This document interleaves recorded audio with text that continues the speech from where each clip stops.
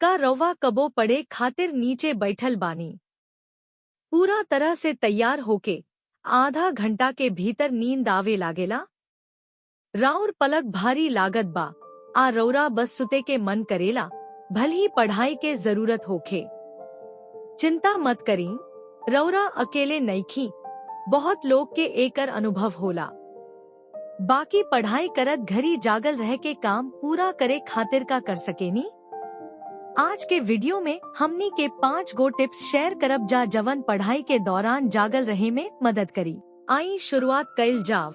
1. पर्याप्त नींद लेबे के चाही। रवा सोचत होखब की हमनी के जागल रहे के बात करत बानी जा, अब तू हमरा के सुते के कहत बाड़ू।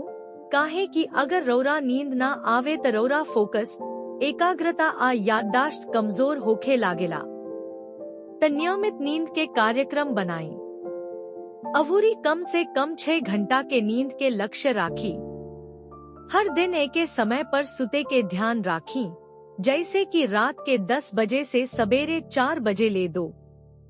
अच्छा रोशनी में पढ़ाई करी। अगर रवा बत्ती जरा के अवूरी बढ़िया रोशनी वाला कमरा में पढ़ाई करी त आपके दिमाग सक्रिय रहेला, अवूरी आपके नींद ना आवे। लेकिन अगर आप मध्यम रोशनी में पढ़ाई करी त आपके शरीर में मेलाटोनिन के उत्पादन शुरू हो जाला, जवना से आपके नींद आवेला।